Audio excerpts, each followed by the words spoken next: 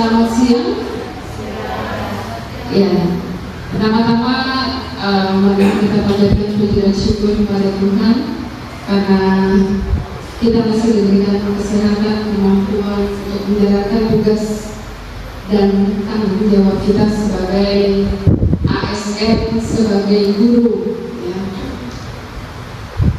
Kemudian yang kedua, kami juga menyampaikan ucapan terima kasih kepada Bapak dan Ibu telah memenuhi yang telah disampaikan, yaitu kegiatan diseminasi guru penggerak dengan tema disiplin positif. Yang kami hormati Bapak Pengawas Pembina SMK di 2 Palangkaraya, terima kasih sudah hadir. Yang kami hormati yang mewakili Ibu Kepala Sekolah, Ibu Lili Hidayah. Yang kami hormati Pak Yudit, Kebanggaan SMK 2 sebagai guru penggerak angkatan 11, Yudit ya. Dan mudah-mudahan setelah Pak Yudit akan lahir guru penggerak yang lain ya, terutama adik-adik yang masih muda, yang masih panjang karirnya. Nah, itu tentunya harapan kita semua. Mudah-mudahan apa yang disampaikan oleh Pak Yudi dalam diseminasi ini juga memberikan pencerahan, ya, memberikan motivasi kepada teman-teman untuk juga mau untuk menjadi guru penggerak. Mungkin sebelum Pak Yudi mulai, kami sampaikan bahwa di awal nanti akan penyampaian dari pengawas pembina dan memberikan penguatan. Kemudian setelah itu kita langsung saja kepada Pak Yudi. Dan kami juga sampaikan permohonan maaf dari Ibu Kepala Sekolah yang saat ini masih mengikuti rapat MKS di SMK 7. Akan mulai penyampaian penguatan dari pengawas pembina SMK di 2 Palangkaraya kepada Bapak Dr. Andes Suhartus Payadi, MSI, disilakan. Assalamualaikum warahmatullahi wabarakatuh. Salam sejahtera untuk kita semua. Om Swastiastu, Namo Buddhaya, salam kebajikan, rahayu. Tapi selamat minggu atai, saya sujud kerendeng melempang. Hadir ke Kalino, selamin ke surga, bersenam aja. Puji syukur kepada Yang Maha Esa atas kasih karunia kita bisa bersama-sama bertemu di tempat ini. Yang saya hormati Ibu Kepala Sekolah pada saat ini diwakili oleh Ibu ini, sekaligus yang mengundang Kepala Sekolah Bu ini yang saya hormati Bu Teresia, juga tim manajemen di SMK Negeri 1 Palangkaraya ini, Negeri 2 Palangkaraya, dan yang kami banggakan Pak Yudit. Saya Pak Yudit, lengkapnya nama ya terlalu panjang. Yang sempat kita banggakan ada sebagai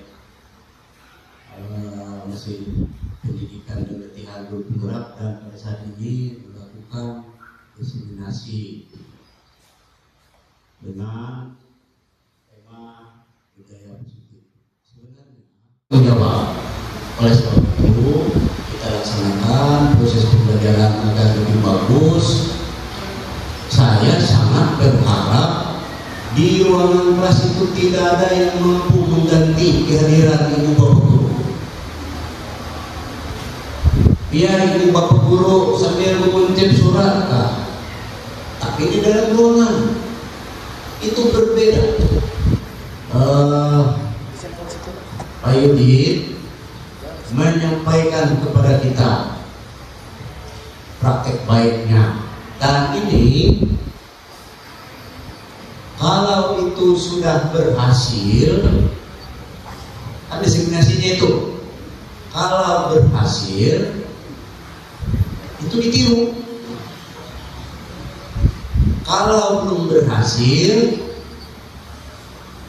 masih konsep ya, masih konsep, karena ada juga penelitian atau praktek baik, maunya baik, tapi belum berdampak positif.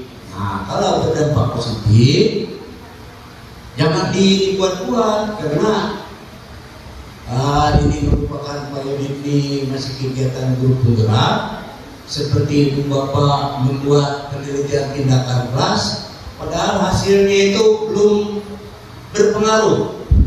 Oleh yang mau siklus 3, siklus 4, udah dibuat aja hasilnya naik sudah, supaya cepat, gitu.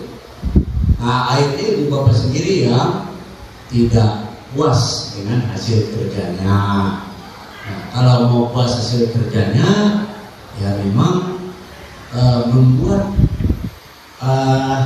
budaya positif, karena ada kemarin yang disiplin positif. Ini budaya positif itu perlu dikembangkan. Nah, pada saat ini Pak Yudit memaparkan untuk kita, mempresentasikan, jangan itu masuk telinga kiri keluar telinga kanan. Ya syukurlah kalau masih masuk telinga kiri keluar telinga, ada bekasnya. Kalau hujan itu wadah masih basah. Nah, tapi ada katanya bagaikan air di daun keladi juga bekas juga nggak ada.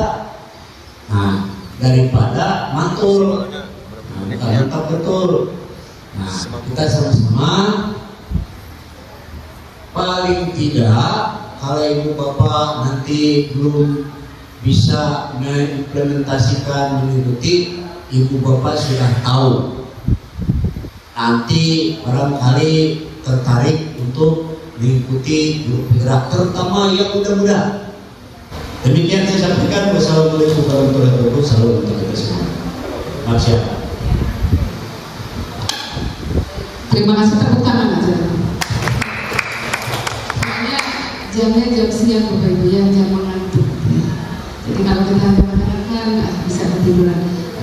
Langsung saja Pak Yudit ya, untuk masyarakat diseminasinya terhadap apa-apa yang sudah dipelajari di guru penggerak.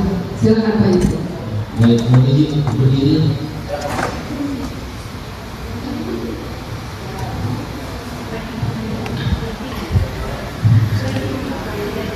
Selamat siang. Selamat kita latai, selamat subuh dari Malaysia, dari Katalino, berjumlah Kasaruga, Persengan Kajubatan. Harus yang terhormat Bapak Pengawas Pembina Dinas Pendidikan Provinsi Kalimantan Tengah, Bapak Dr. Dayati MSI. Yang saya hormati Ibu Teresia, Bapak Humas, Bu Hidayah, Bapak Guru,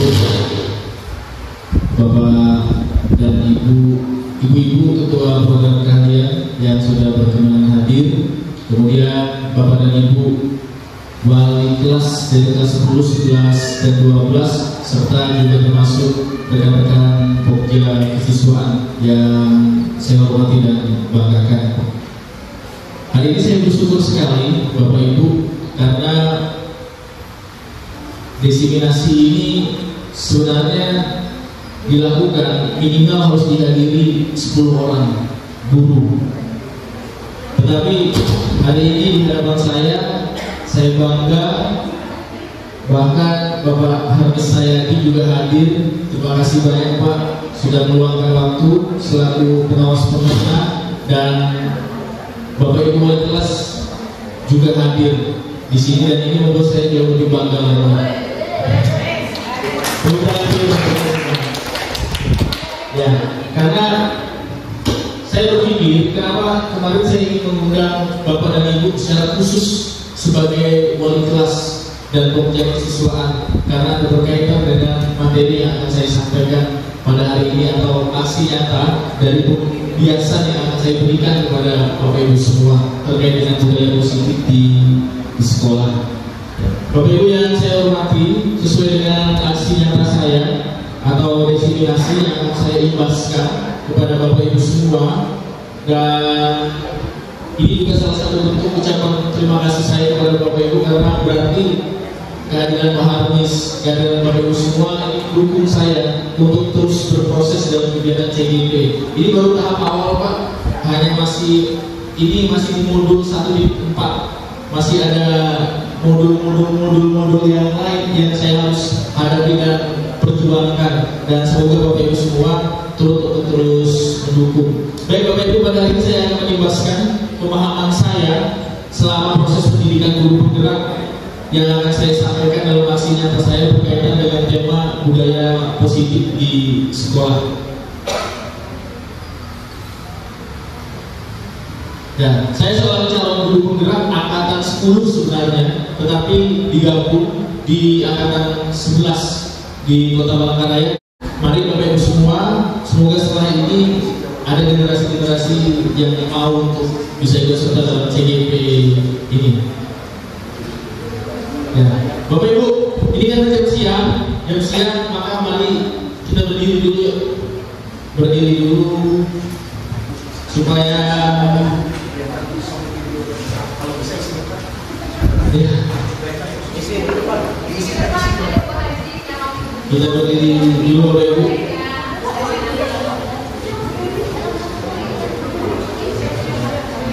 Ya, mari.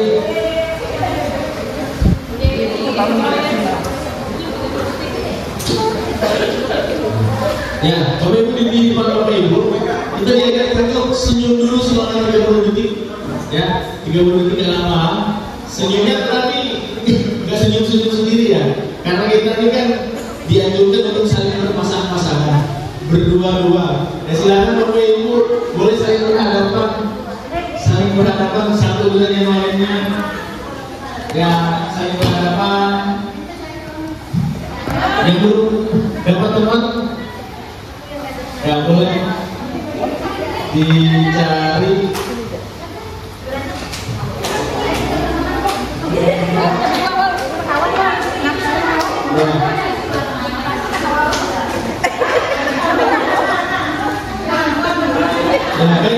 Kalau sudah saling berhadapan, kita diajak gak usah SPP-nya, gak usah yang aneh-aneh. Cukup melakukan Bapak Ibu saling senyum aja dengan di hadapannya. Tapi senyumnya jangan malu-malu. Senyumnya sampai keluarga media jangan. Ya, saling berhadapan Bapak Ibu. Ya, selama 30 detik aja. Silakan lakukan senyum selama 30 detik. Sampai senyum Bapak Ibu saling berhadapan-hadapan, gimana nanti ekspresinya. Ayo itu lihat nih, saling berhadapan-hadapan. Ya, kita mulai. Mungkin senyum selama 30 detik. Pakai stopwatch nih, ada stopwatchnya. 1, 2, 3, mata saya senyum selama 30 detik Bapak Ibu. Senyumnya yang diurut-urut, dipandang, saling melihat. Masih 13 detik. Jangan saling bertatap-tatapan, saling senyum. Ya, sambil apa yang Bapak Ibu rasakan ketika saling memberikan senyum kepada rekan-rekannya Bapak Ibu. Ya, baik cukup. Senyumnya 30 detik. Ya, Bapak Ibu, senyum 30 detik ini silakan duduk kembali. Senyum 30 detik ini bisa juga kita berikan imbaskan kepada anak-anak kita, terutama untuk pelajaran-pelajaran yang hadir di saat jam siang atau kegiatan ice breaking lainnya yang memungkinkan membuat anak-anak yang dari sudah jam rawan tidak bersemangat lagi, ya paling tidak mereka bisa sedikit untuk memiliki semangat kembali, dan itu bisa dilakukan. Ya, Bapak Ibu, di sini diminta saya untuk melakukan kesepakatan dalam forum diseminasi ini. Kesepakatan ini hadir tidak saya buat sendiri, tetapi kesepakatan ini dibuat juga oleh Bapak Ibu selaku peserta. Kenapa kesepakatan ini dibuat bukan atas dasar saya sebagai yang memberi aksi nyata, tetapi kepada Bapak Ibu agar kesepakatan yang dibuat ini benar-benar murni Bapak Ibu yang menyepakati, Bapak Ibu juga nanti dengan harapan tidak melanggarnya. Dan ada dua kesepakatan sebagai pemantik yang sudah saya siapkan. Di sini kita harus menghargai siapapun, kemudian kita harus menjadi pendengar yang baik. Kira-kira kesepakatan lain apa yang Bapak Ibu bisa berikan untuk forum diseminasi ini? Boleh dibantu kesepakatan yang harus kita lakukan. Silahkan beri. Selama Pak Yudi ngajikan materi, tolong tidak mencet HP. Ya, oke. Apa tadi? Tidak main HP. Tidak main HP ya, jangan terlalu main HP atau kita modelnya di model silent ya, model dim. Kemudian ada lagi yang lain.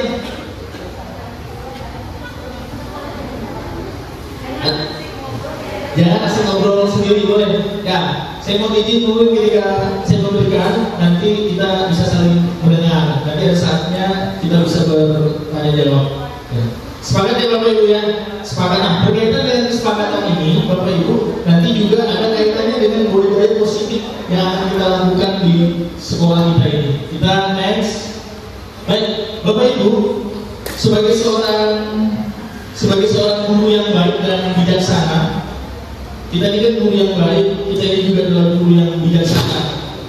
Kita diharapkan tidak hanya pandai mampu untuk melakukan proses pengajaran di dalam kelas, kita juga harus diharapkan mampu dan pandai untuk menerapkan budaya-budaya positif yang ada di sekolah kita. Apa saja budaya-budaya positif yang harus kita terapkan dan jalankan Bapak Ibu?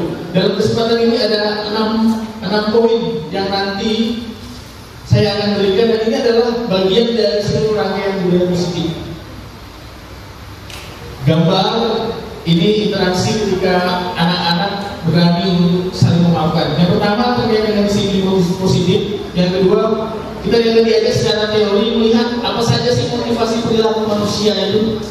Kemudian bagaimana keyakinan sekolah atau keyakinan kelas. Nah, ini keyakinan sekolah atau keyakinan kelas ini yang nanti akan menjadi catatan paling utama sebagai Bapak Ibu seorang wali kelas yang kalau saya lihat dan kita lihat, dan saya tidak tahu nanti Bapak Ibu bisa berbagi cerita, apakah sudah ada keyakinan kelas di dalam kelas yang disepakati oleh peserta dari Bapak Ibu. Kemudian ada kebutuhan dasar manusia. Kita akan melihat secara teori kebutuhan dasar manusia itu apa aja, dan posisi kontrol restitusi serta segitiga restitusi. Baik, next. Yang pertama kita akan lihat tentang disiplin positif. Bapak Ibu, berkaitan dengan disiplin positif, apa yang Bapak Ibu ketahui tentang disiplin positif? Disiplin positif bisa bantu. Disiplin positif itu kira-kira apa yang Bapak Ibu? Ya, Pak Yosef. Ya. Disiplin positif mengajar datang tepat waktu. Kemudian ada lagi nggak Bapak Ibu yang lain berkaitan dengan disiplin positif? Ya. Kalau disiplin itu berarti kan berkaitan dengan sikap perilaku kita ya. Berarti perilaku yang positif, perilaku yang baik yang kita biasakan atau kita biasakan di dalam kehidupan kita sehari-hari, dan itu bisa kita terapkan dan kita berikan kepada peserta didik kita. Berarti disiplin positif itu dimulai dari diri kita sendiri sebagai seorang pendidik. Nah, kalau kita bisa melihat diri kita untuk mendisiplinkan sebagai wujud bagian dari disiplin positif sebagai seorang guru, maka apa yang kita biasakan kepada anak didik kita itu tentu saja kita akan bisa lakukan. Kemudian ada yang Bapak Ibu sampaikan tentang disiplin positif terkait dengan disiplin positif menurut pengertian dan pemahaman Bapak Ibu.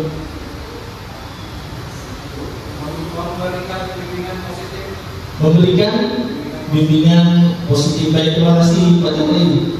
Memberikan bimbingan positif yang tentunya diberikan kepada siswa yang bermasalah. Ya, baik. Nah, Bapak Ibu, ini disiplin positif dan ini harus kita miliki di dalam diri kita dulu. Kemudian, ya, di dalam disiplin positif ini, Bapak Ibu, anak-anak kita itu diminta agar mereka mampu bertanggung jawab dan menumbuhkan kesadaran di dalam diri mereka. Artinya, ketika penerapan disiplin ini kita berikan kepada peserta didik kita secara terus-menerus, secara tidak pernah bosan, dan mereka mulai mengerti, memahami akan artinya apa sih yang kita berikan kepada diri kita ini, mereka akan mengerti secara perlahan bagaimana mereka diajak untuk bisa bertanggung jawab dan menumbuhkan kesadaran di dalam dirinya. Artinya, di sini nanti kita akan melihat bahwa dalam penerapan disiplin positif ini, mereka diajak untuk mampu bisa mengontrol diri mereka sendiri dengan baik, dengan segala tindakan yang mereka lakukan, bukan karena sebuah paksaan.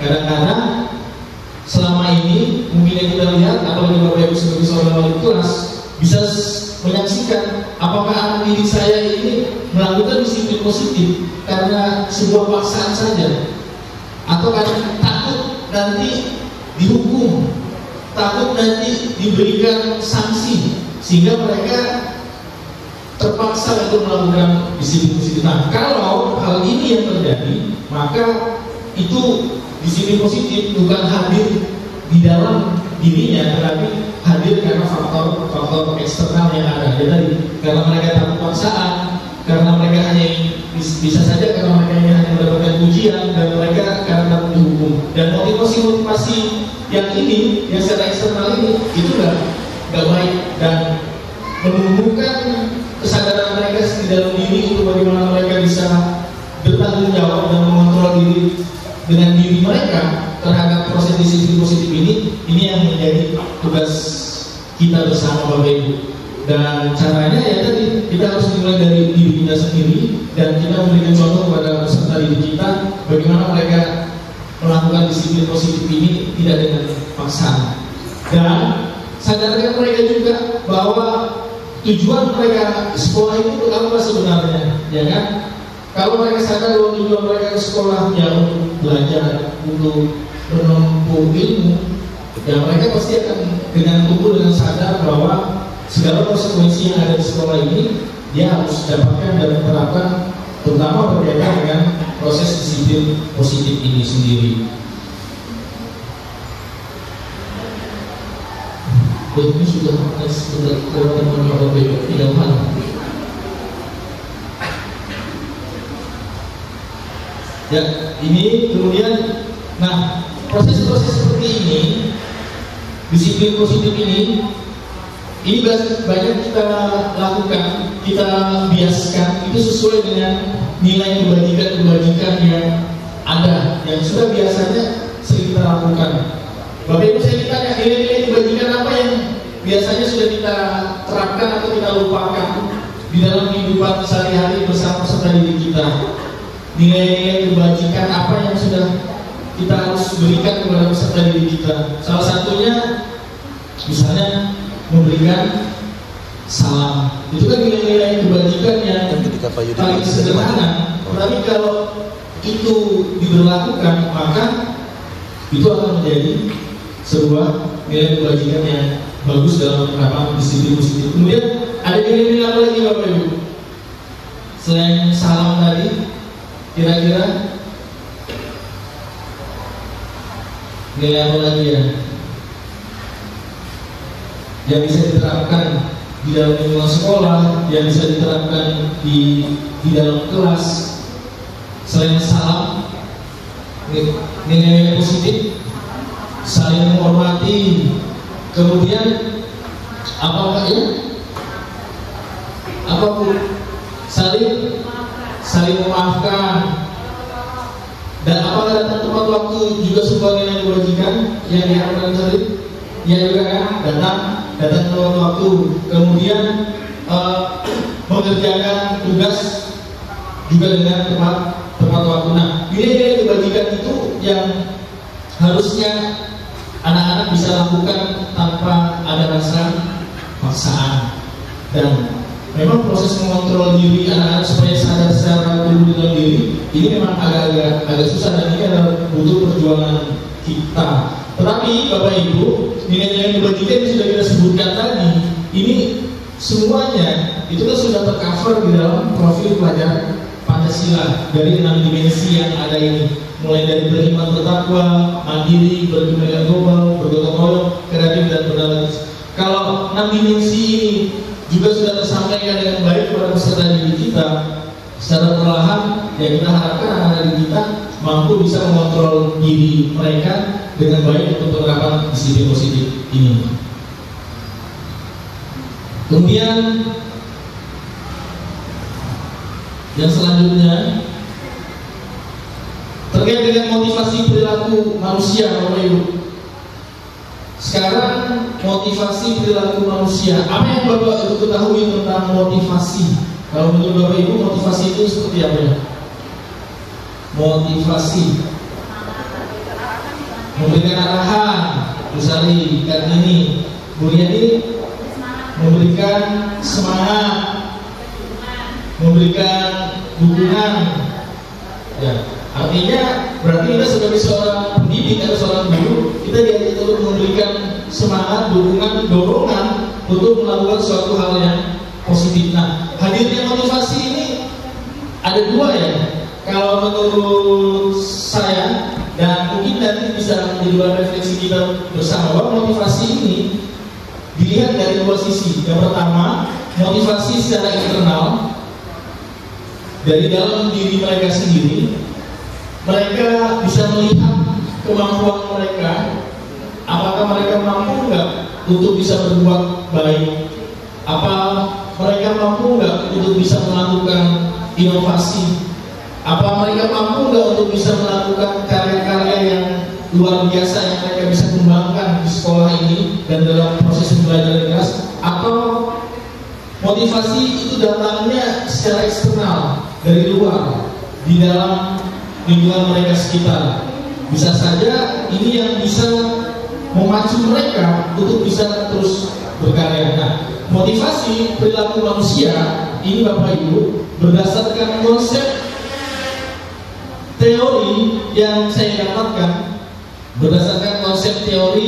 dapatkan, bahwa ada 3 motivasi perilaku manusia. Mari sama-sama kita lihat. Tadi kan kita melihat ada 2 motivasi manusia ya. Motivasi yang lahirnya dalam diri secara internal dan motivasi dari secara eksternal. Kalau berdasarkan konsep teori ini, ada 3 konsep motivasi perilaku manusia ini, Bapak Ibu kita akan lihat secara persatu. Mereka ini motivasi ini secara internal atau secara eksternal, gitu ya. Kita akan cek lihat.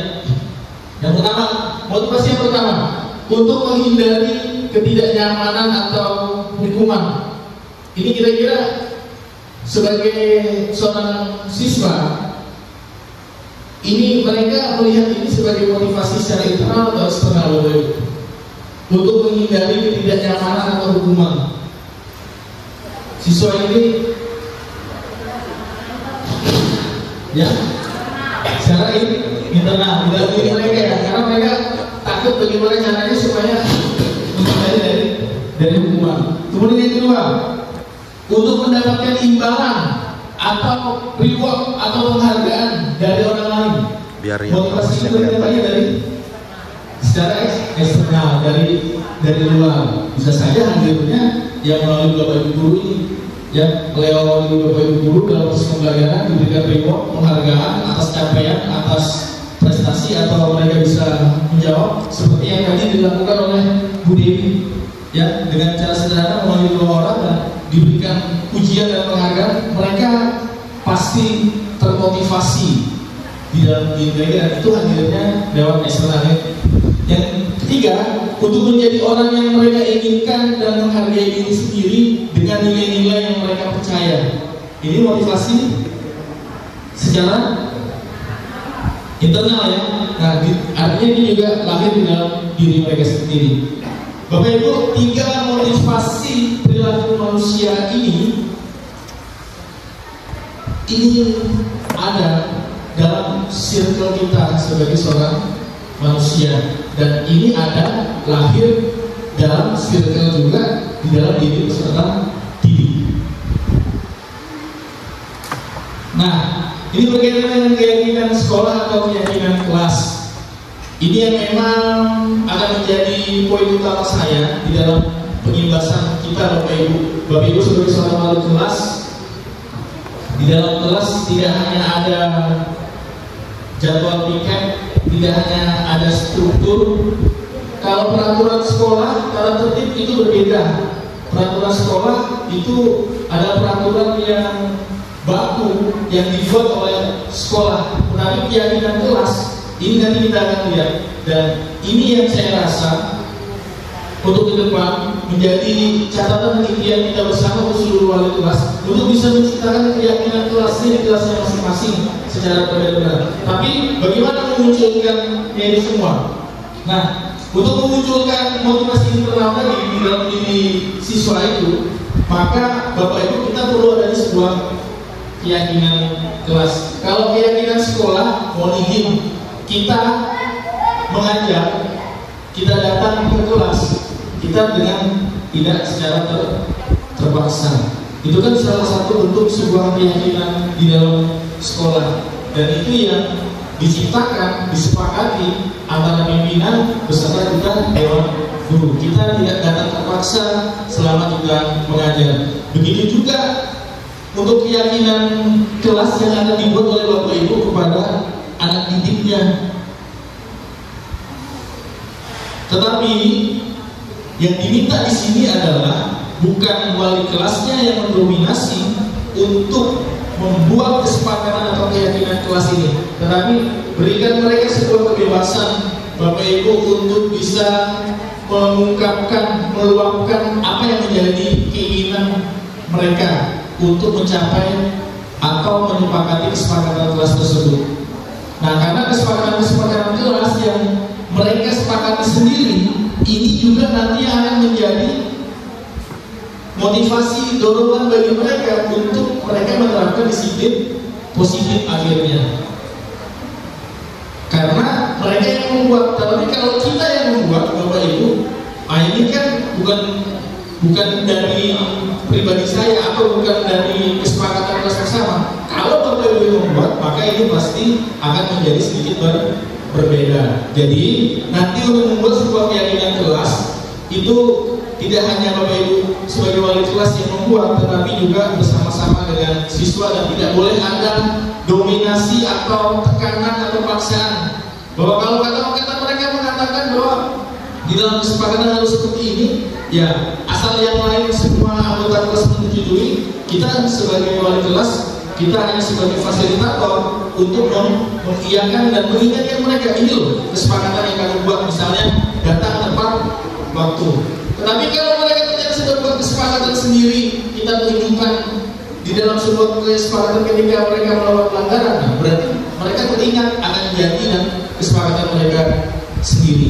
Dan tapi yang perlu menjadi catatan, Bapak Ibu, karena kita ini adalah sebagai seorang guru, kita ingin meyakinkan mereka bahwa kesepakatan keyakinan kelas ini hadirnya menggunakan bahasa-bahasa yang mudah, bahasa-bahasa yang mudah dihafal, bahasa-bahasa sederhana, dan tentunya dengan kalimat-kalimat yang positif. Jadi gunakan kalimat-kalimat yang positif. Ini salah satu contohnya. Misalnya bekerja sama menjaga kebersihan kelas. Ini sebuah kesepakatan kelas yang lahir datang bukan dari Bapak Ibu guru. Kemudian menjaga dan meletakkan barang sesuai tempatnya, atau apapun yang mereka sepakati. Kalau ini sudah menjadi sebuah kesepakatan kelas, maka saya yakin ketika anak melakukan pelanggaran, ya mereka nanti akan teringat, oh iya ya, ternyata waktu di awal saya sudah membuat sebuah kesepakatan kelas dan ternyata saya melanggar. Ya, Bapak Ibu, kita tadi sudah melewati 3 poin ya. Yang pertama ada tentang tadi dalam budaya positif.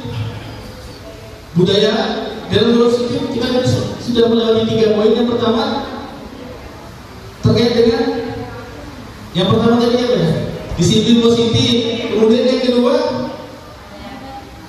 terkait dengan motivasi perilaku manusia.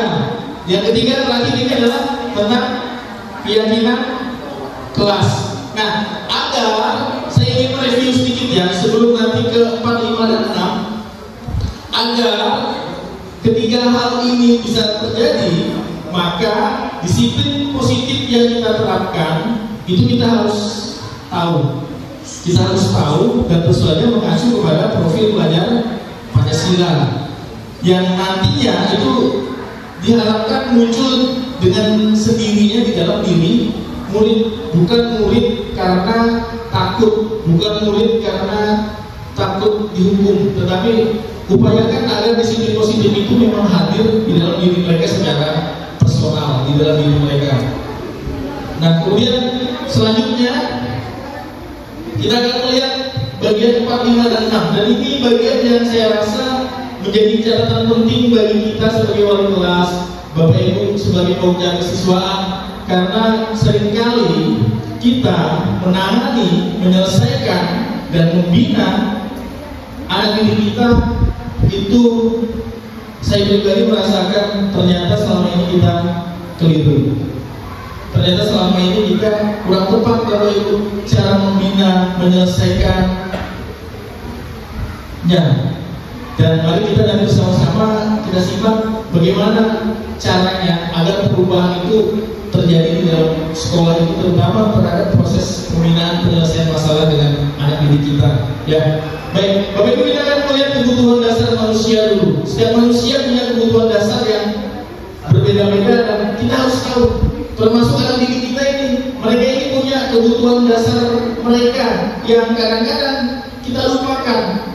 Kenapa mereka bisa melakukan kesalahannya? Kenapa mereka bisa melakukan pelanggarannya? Kenapa mereka tiba-tiba bisa ingin mencari perhatian ya kepada saya, kepada anak didik saya? Nah, kadang-kadang dalam penyelesaiannya kita langsung menjudge mereka, menilai mereka dengan dari sisi yang jelek, dan itu salah satu tindakan yang selama ini saya juga lakukan sebelum-sebelumnya. Itu ternyata salah karena kita tidak menggali lebih dalam lagi apa yang mendasari mereka bisa berbuat demikian. Semuanya berdasarkan dari kebutuhan dasar manusia itu sendiri. Nah, sekarang kalau saya tanya ke Bu Italia bagian dari kebutuhan dasar manusia, Bapak Ibu itu sebenarnya butuh diapain sih?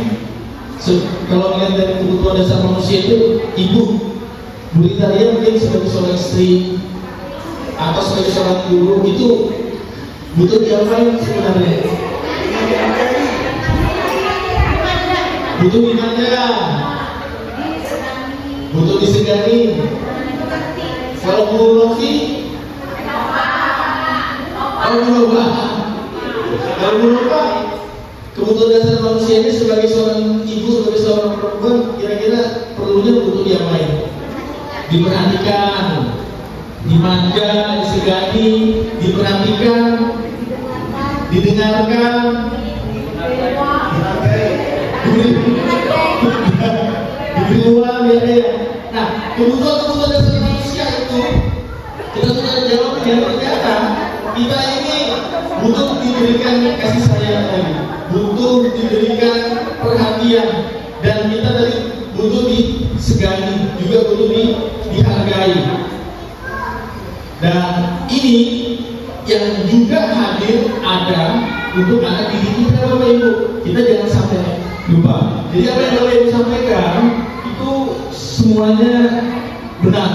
Jadi ketika seorang murid melakukan suatu perbuatan yang bertentangan dengan nilai-nilai kebajikan tadi, ya, nilai-nilai kebajikan yang kita sebutkan tadi kan memberikan salam, memberikan senyum, memberikan sapaan, kemudian datang tepat waktu, kemudian juga mengerjakan tugas dengan tepat waktu, kemudian tidak membolos saat jam pelajaran Bu Hidayah misalnya, ini tidak boleh dibagikan. Nah, atau melanggar peraturan. Dan itu sebenarnya di jajaran Bapak Ibu, itu sebenarnya semua itu dikarenakan mereka gagal memenuhi kebutuhan dasar mereka. Mereka tidak terpenuhi dengan kebutuhan dasar mereka. Masing-masing peserta didik ini punya kebutuhan dasar yang berbeda-beda. Nanti ada studi kasus yang akan saya sampaikan. Jadi kalau ada dasar yang anak-anak tuntut itu dari kebutuhan dia tidak sesuai, maka pasti akan menjadi sesuatu. Saya akan kasih contoh. Misalnya Bu Rita Lia tadi pengennya sebagai seorang istri pengennya diperhatikan sama suaminya, tapi ternyata nggak dapat dari suaminya karena kebutuhan dasarnya Bu Rita Lia nggak terpenuhi. Akhirnya melakukan hal-hal yang di luar positif. Yang terjadi apa? Itu terlalu jauh. Yang terjadi apa kalau nggak diperhatikan sama suami?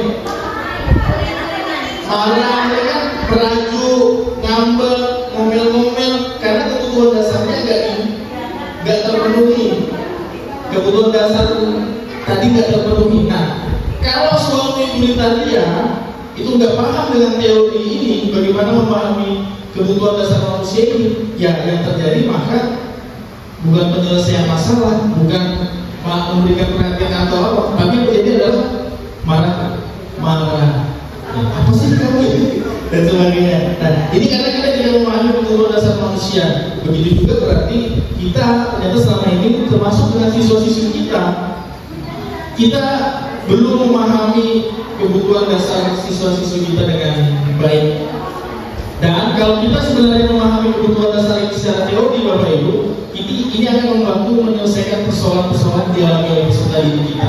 Peserta didik kita ini kan lahir dari latar belakang yang berbeda-beda.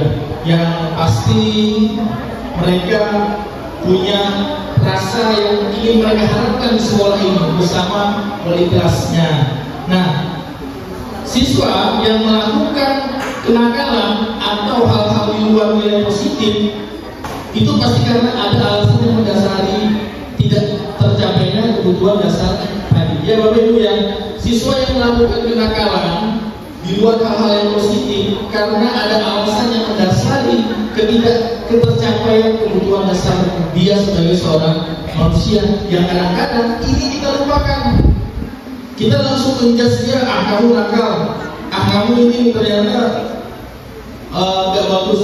Kita lupa bahwa mereka punya kebutuhan dasar terkait tidak terpenuhi seperti contoh yang baru saja tadi saya sampaikan. Nah, apa saja kebutuhan dasar manusia itu? Ternyata ada 5, Bapak Ibu. Yang pertama, kebutuhan dasar untuk bertahan hidup. Dan kalau kebutuhan dasar bertahan hidup, ini contohnya kalau kita lapar, kita kan pasti pengen makan, tetapi kalau ternyata kita lapar, makanannya nggak ada, kemudian apa yang kita makan ternyata nggak sesuai, adalah yang terjadi. Maka tadi sesuai dengan diurusan karena misalnya karena ingin diperhatikan karena apa, maka yang terjadi adalah bisa marah-marah.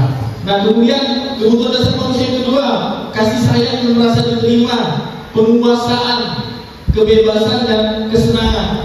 Ini secara teori konsep teori, ini saya dapatkan bukan karang-karang Bapak Ibu ya. Jadi 5 dasar kebutuhan dasar manusia ini ada 5. Yang pertama bertahan hidup, kasih sayang dan rasa diterima, penguasaan, kebebasan dan kesenangan. Kita akan melihat beberapa kasus-kasus yang menjadi contoh. Nah, ini Bapak Ibu ada studi kasus, silakan saya mengandaikan aja ya. Ibu Mawar adalah guru wali kelas 10, sedang bingung menghadapi ulah salah satu murid di kelasnya yang bernama Andi. Kita ambil dulu aja. Beberapa anak telah mengeluhkan temannya Andi yang seringkali meminta bekal makanan siang mereka dengan paksa. Sampai sini paham kasusnya Bapak Ibu ya? Jika Anda, Bapak Ibu, menghadapi situasi seperti Ibu Mawar ini, apa yang Anda lakukan? Menurut Anda kira-kira apa alasan Andi melakukan hal hal itu. Nah mungkin boleh dibantu Bapak Ibu kan boleh kelas. Ini kasus yang paling sederhana aja, gak usah kita buat kasus perkelahian dan apa. Kasus yang paling sederhana aja. Karena Andi ini sering mengeluhkan sering meminta bekal makan siang kepada teman-teman dengan cara paksa. Silakan kalau Bu Eka menjadi ibu mawar, apa yang Bu Eka lakukan dalam menghadapi seperti itu? Kalau Eka mikirnya ya mungkin dia merindukan masakan dari orang tuanya, tapi orang tuanya tidak bisa memberikan masakan tersebut untuk Andi, makanya Andi menolak makanan temannya. Lalu kalau apa yang harus dilakukan, kita harus memberikan pengertian kepada Andi bahwa tidak boleh memaksa mengambil bekal makanan dari temannya atau memaksa mengambil barang yang bukan milik dia. Jadi kalau dimarahin jangan, kita harus kasih pengertian. Ya. Ada kata pemain Ibu? Satu lagi. Ada. Bisa diganti silakan. Baik, terima kasih. Kalau saya menghadapi situasi seperti ini sebagai seorang wali kelas, yang pertama saya melakukan investigasi terhadap anak ini. Saya melakukan pertanyaan dan pendekatan kenapa dia melakukan hal seperti itu. Pastinya kalau dia melakukan hal seperti itu ada sebab yang melatar belakangi hal tersebut. Yang kedua, saya melakukan komunikasi dengan orang tuanya. Yang saya melakukan pendekatan juga kepada orang tuanya, bahkan kalau perlu diketahui ekonomi orang tuanya ini seperti apa. Ya, biasanya kita lakukan seperti itu. Jadi kita tahu latar belakang masalah siswa ini apa yang membuat dia melakukan istilah kata pemaksaan terhadap kawan-kawannya untuk meminta bekal. Yang ketiga, saya melakukan komunikasi dengan guru BK sehingga psikologi anak ini juga kita harus pelajari serta kita tangani bersama guru BK yang mungkin lebih mengerti tentang psikologi seorang anak. Terima kasih.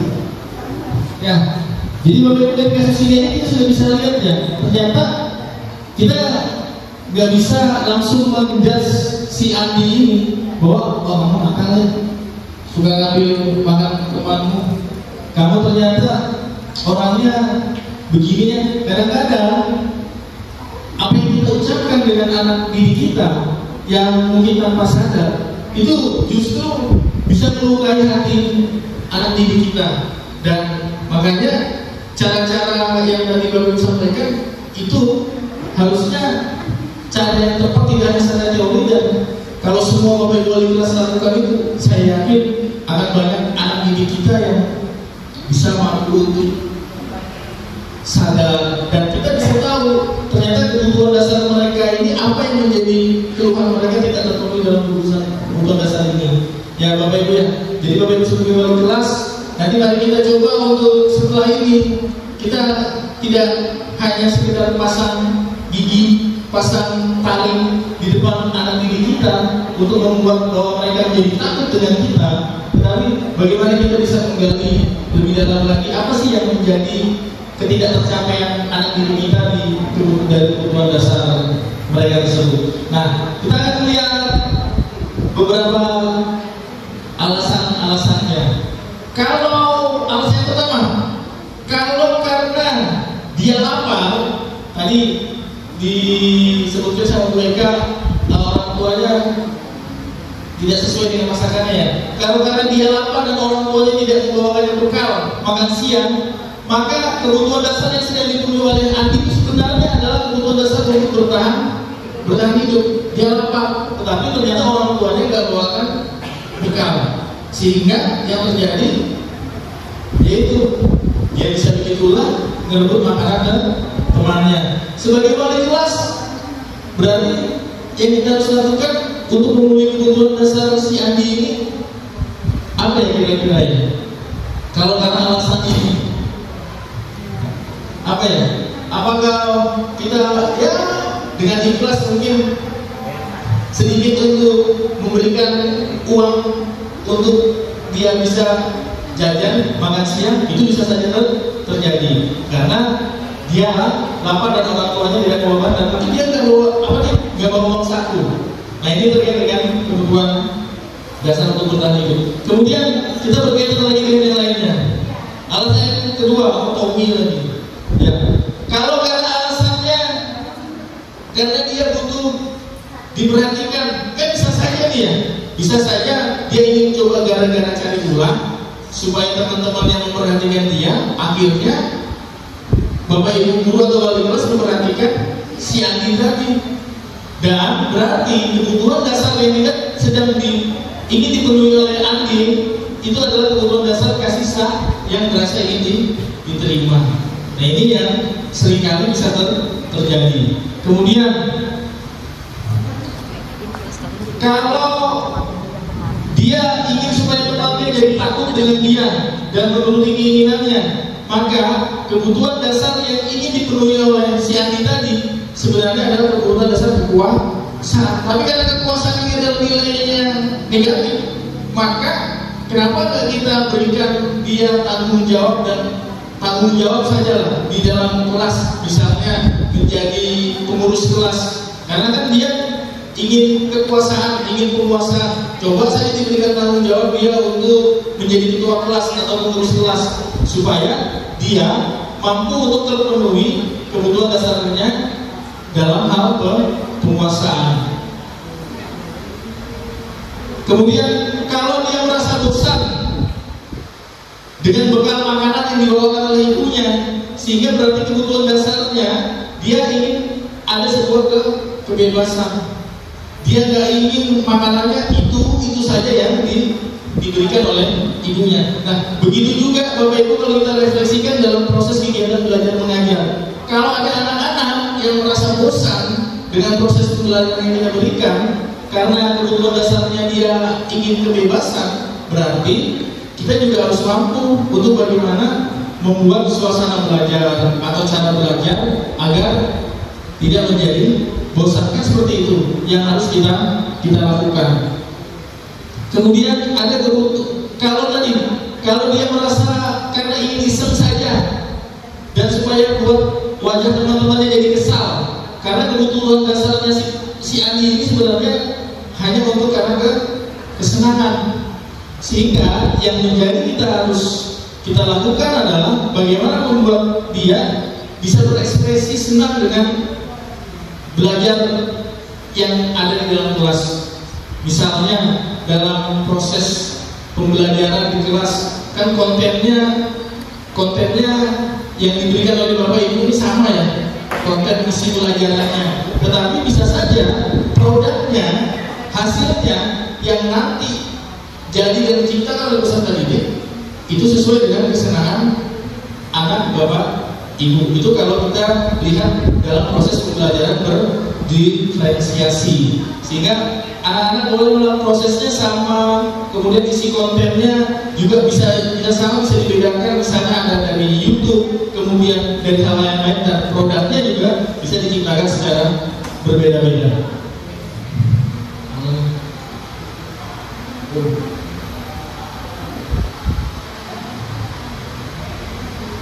Nah ini terkait dengan kebutuhan dasar manusia. Ada 5 kebutuhan dasar manusia Bapak Ibu.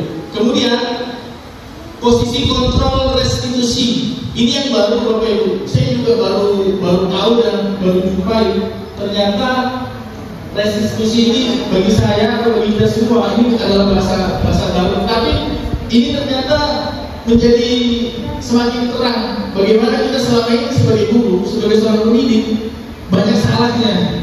Jujur saja, banyak salahnya. Kita tidak bahas restitusinya dulu, berarti kita bahas posisi kontrol. Menurut Bapak Ibu, posisi kontrol itu apa ya? Posisi kontrol menurut Bapak Ibu,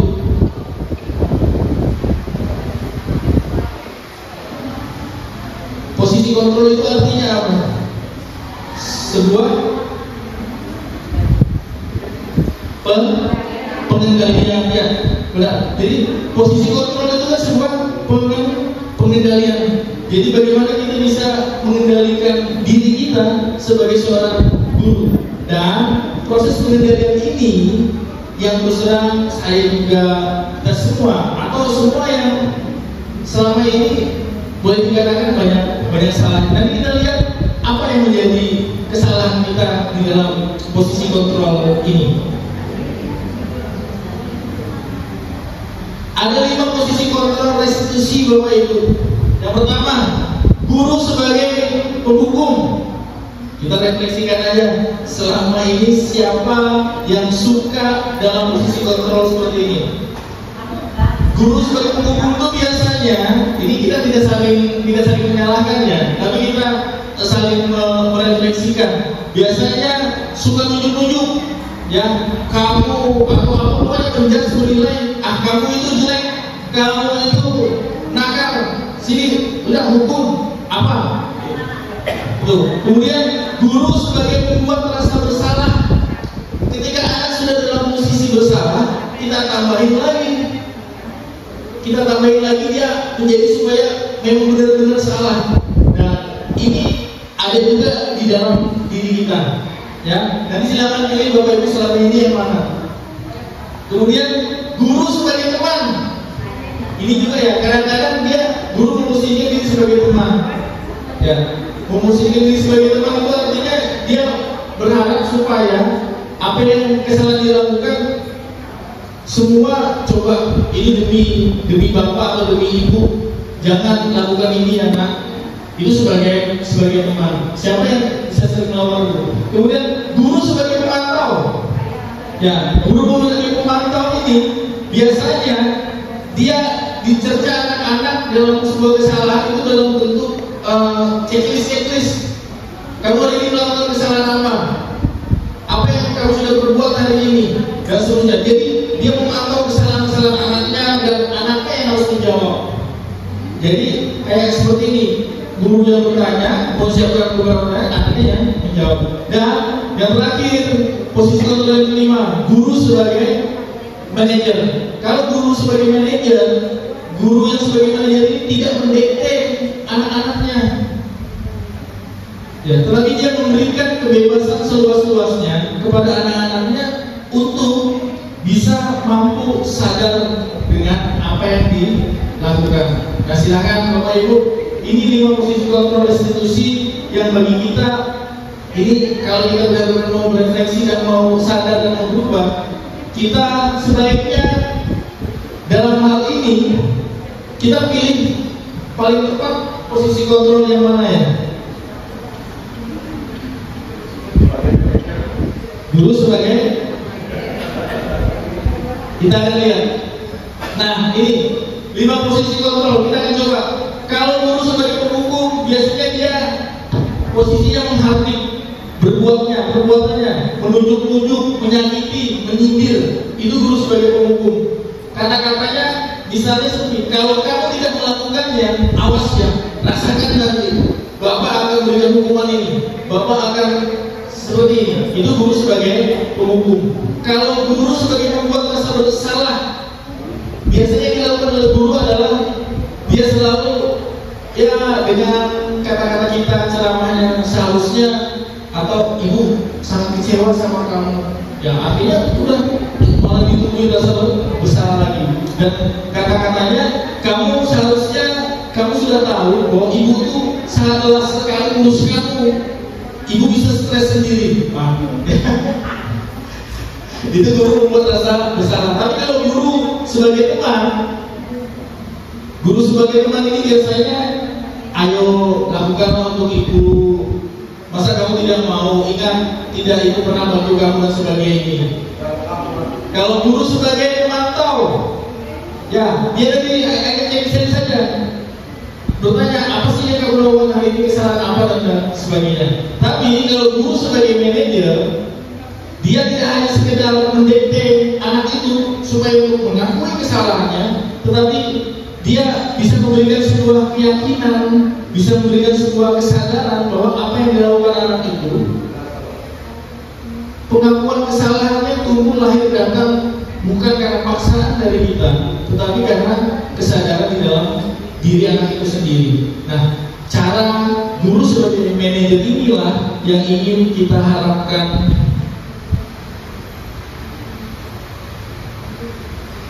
yang ingin kita harapkan di sekolah ini Bapak Ibu? Baik, nah ini di antara 5 posisi kontrol yang paling baik memang sebaiknya kita harus gunakan posisi kontrol sebagai manajer. Sebesar-besarnya kasus yang kita jumpai dan kita alami Bapak Ibu sebagai wali kelas, ya, jadi posisi sebagai manajer. Nah, nanti tahapan untuk melakukan posisi kontrol sebagai manajer itu seperti apa? Nanti kita akan lihat setelah ini. Ada teorinya dan caranya Bapak Ibu. Baik, sebagai manajer, ini guru dapat berbuat sesuatu bersama murid. Jadi tidak membuat anak-anak itu merasa bersalah, tidak membuat anak-anak itu juga menjadi merasa takut dan dia akhirnya kadang-kadang harus berbohong dengan kesalahannya. Dan tapi diajak anak-anak untuk bisa bertanggung jawab dan menemukan solusi dari apa yang menjadi pelanggaran atau kesalahan dari anak tersebut. Nah, kita ingin lihat bagaimana caranya. Caranya adalah melalui 3 tahapan segitiga restitusi. Ini namanya Bapak Ibu ya. Ini cara yang harus kita lakukan. Nanti kita akan lihat bagaimana melakukan 3 tahapan restitusi dalam segitiga restitusi. Ada 3 tahapan Bapak Ibu dalam proses segitiga restitusi. Yang pertama, menstabilkan identitas. Yang kedua, validasi tindakan yang salah. Yang ketiga, menanyakan keyakinan. Kalau 3 tahapan ini Bapak Ibu wali kelas lakukan dan terapkan, saya yakin dan percaya di hasil akhirnya pasti akan menemukan sebuah solusi. Tapi kadang-kadang saking gemes dan gregetnya, kita tuh pengennya masalah itu langsung selesai hari itu. Ternyata tidak bisa. Karena tadi kita harus lihat dari awalnya dulu bagaimana kebutuhan dasar manusia itu yang tidak diucapkan oleh tadi. Kita gali dari dalamnya dulu. Nah, bagaimana 3 tahapan ini berjalan Bapak Ibu? Kita lihat yang pertama, dalam menstabilkan identitas.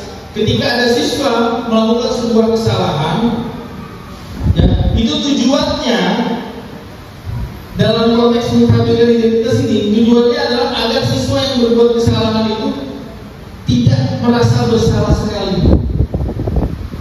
Jadi jangan sudah mereka bersalah, kita buat mereka tanpa merasa bersalah.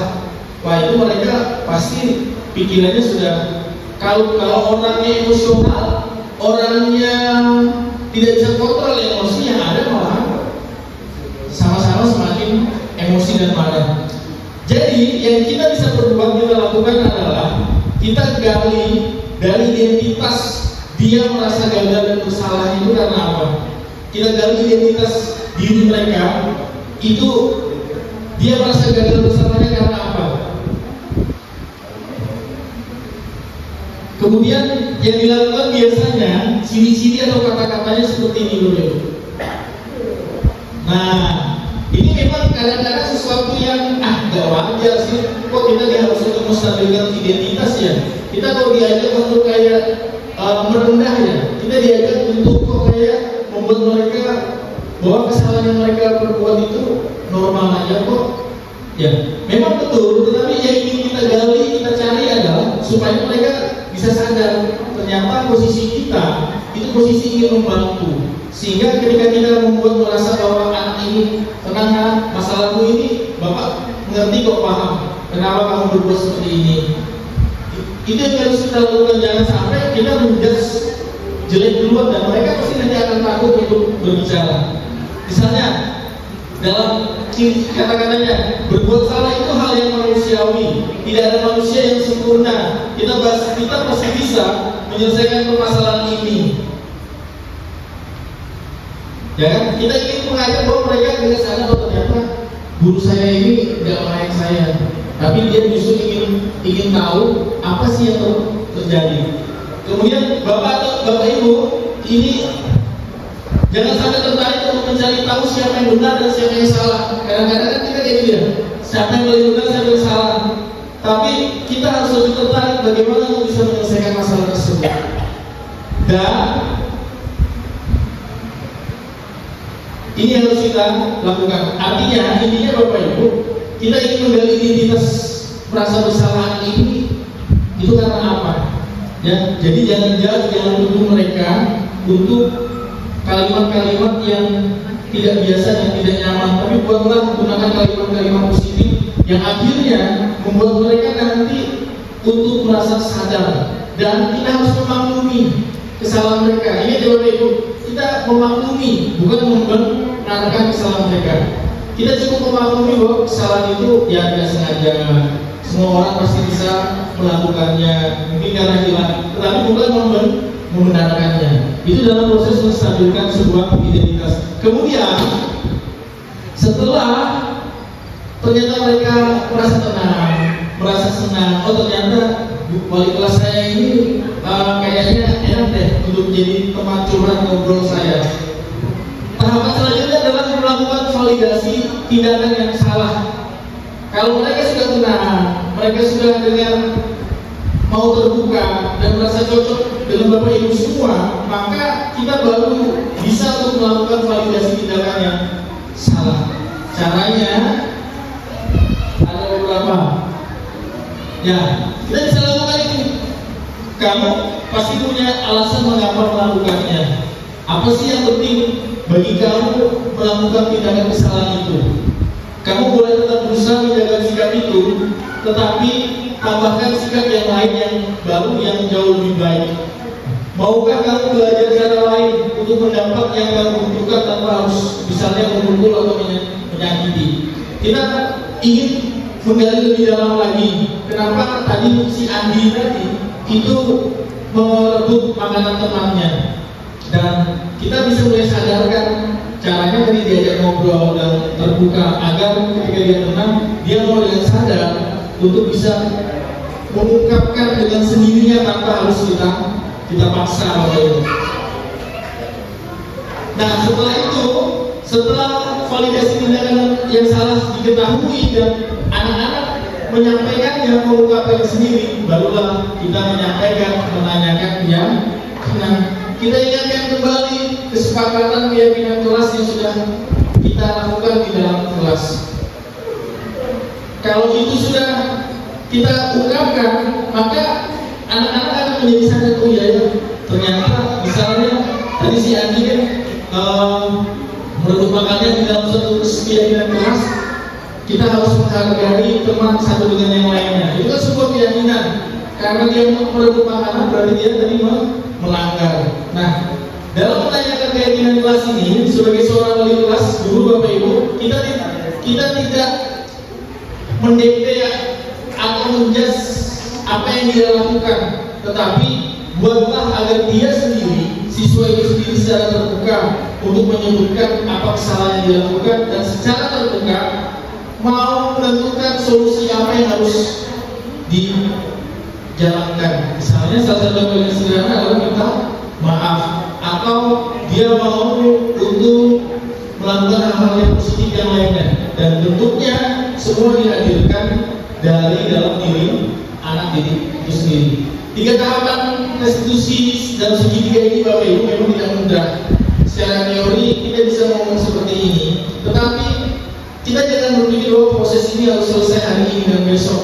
Dalam proses membina, meyakinkan, dan menangani persoalan-persoalan yang terjadi dengan negeri kita, memang kita perlu kesabaran ekstra. Dan tahapan-tahapan itu juga kita tidak serta-merta harus hari ini selesaikan. Tapi kalau itu semua dilakukan dengan baik, dengan sabar, sampai dengan tahap menanyakan keyakinan, saya yakin anak-anak pasti akan dengan sadar dengan sebuah kesalahan. Apalagi kalau berhadapan dengan anak-anak ya kontrol emosinya tidak terjaga dengan baik. Nah, kalau sudah dibuat jam seperti itu, maka yang terjadi ya kita bisa sama-sama emosi kan, seperti itu.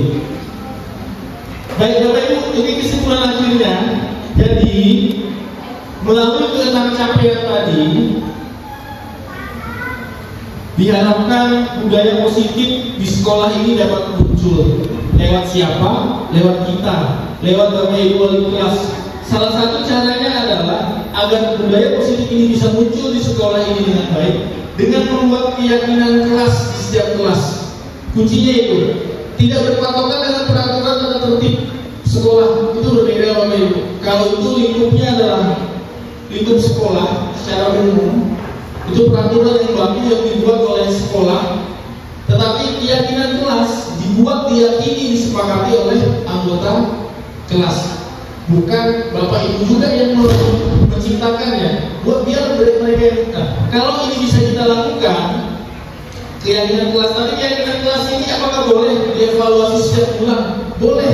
Misalnya ternyata dalam perjalanan ada pelanggaran persoalan baru yang dilakukan anak, belum ada kesepakatan kelas, kita evaluasi, kita buat supaya semakin hari keyakinan kelas yang kita buat di kelas itu bisa semakin sempurna, sehingga anak-anak tidak ada alasan lagi untuk melakukan sebuah pelanggaran atau kesalahan. Peraturan atau tertib sebagai peraturan yang paling tinggi di sekolah ini, tetapi keyakinan kelas, kesepakatan kelas adalah sebuah keyakinan kesepakatan yang diciptakan dari hati ke hati, dan itu disepakati bersama oleh kelas sebagai fasilitator yang hanya memberikan arahan, ayo gunakan kalimat positif, gunakan bahasa yang sederhana saja, dan agar ini juga agar dapat mengontrol anak didik jika mengalami persoalan dengan. Apabila suatu waktu, ini bagian, apabila suatu waktu menemukan pelanggaran atau persoalan dalam didik karena anak ini karena tidak sesuai dengan keyakinan kelas, yang kita lakukan terlebih dahulu.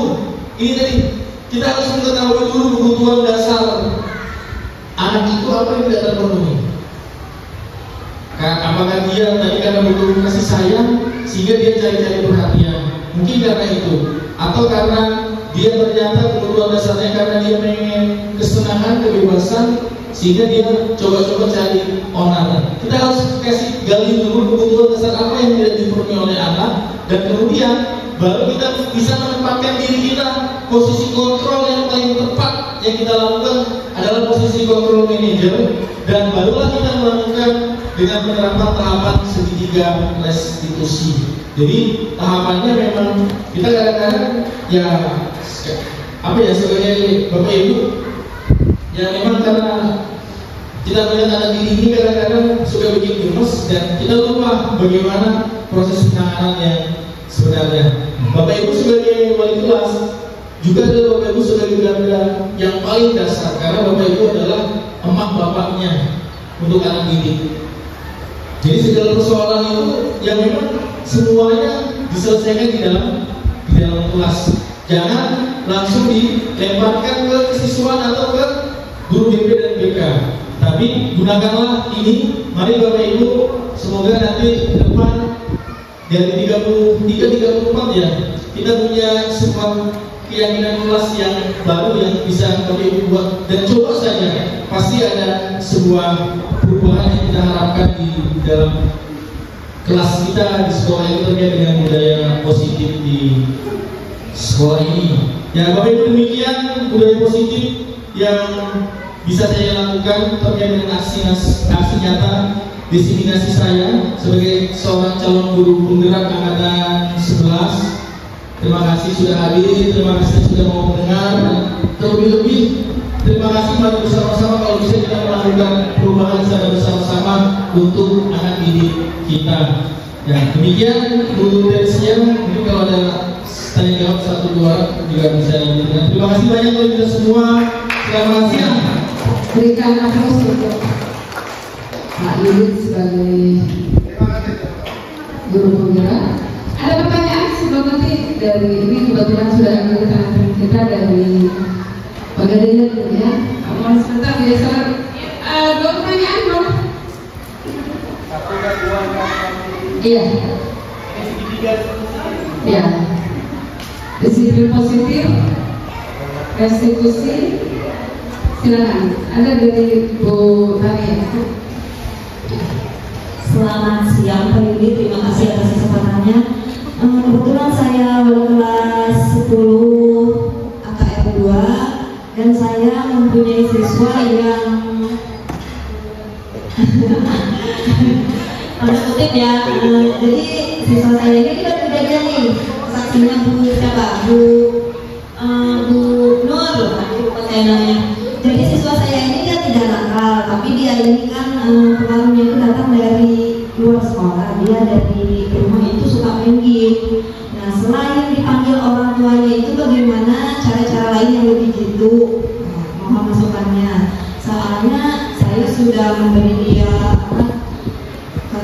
kemudian dia tidur di jam pelajaran saya tegur, kemudian saya kasih dia apa namanya itu?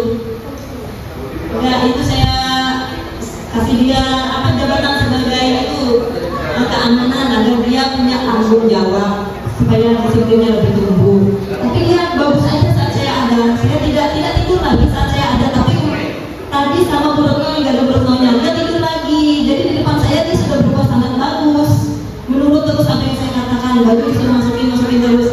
Di belakang saya masih, jadi kayaknya dari dalam pribadinya belum muncul. Bagaimana cara-cara yang gitu memasukkannya? Baik, terima kasih Bu. Sebenarnya cara-cara yang gitu itu tidak ada, tetapi bagaimana kita mampu berproses dan tadi ingat Bu bahwa yang pertama coba kita terapkan penerapan membuat kesepakatan keyakinan kelas dulu.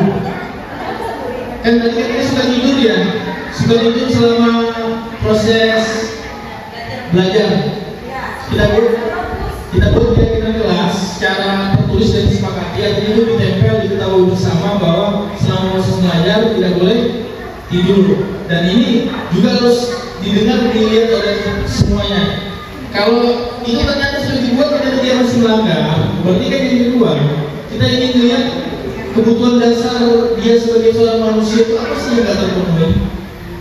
Yang nggak terpenuhi yang jelas pasti itu ada, entah karena dia tadi cepat bosan, entah dia karena tadi pengen kebebasan, pengen sebuah kesenangan, dia nggak mau diatur dan terikat. Dan ini yang harus kita ketahui. Kalau kita sudah mengetahui kebutuhan dasarnya, misalnya karena dia pengen kebebasan, dia ingin supaya dia agak bebas, ya berarti sebagai wali kelas kita nanti ke tahap selanjutnya yang tadi posisi Bu Talia Sari sebagai posisi kontrol manager, ya, dengan tapi itu tadi saya bilang proses itu tidak mungkin satu hari. Jadi kita pengen merubah anak itu karena anak itu lahir sudah sekarang dewasa, dan kebiasaan itu, kebutuhan dasar itu tidak perlu. Saya yakin bukan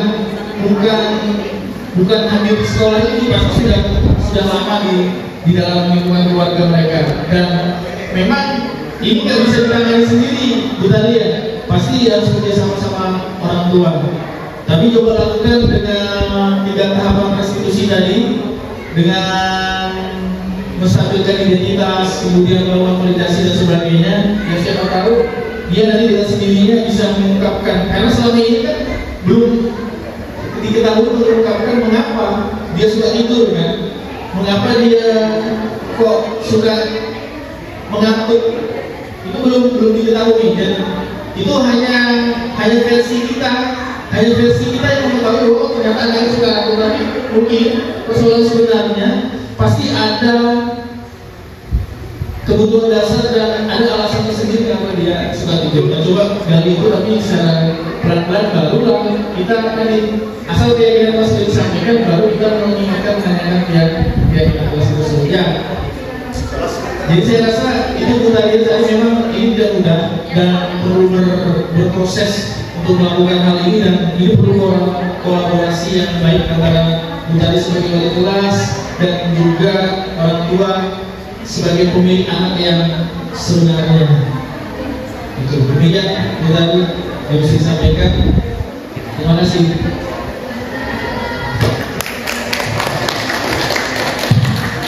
Mungkin cukup ya karena waktu ya.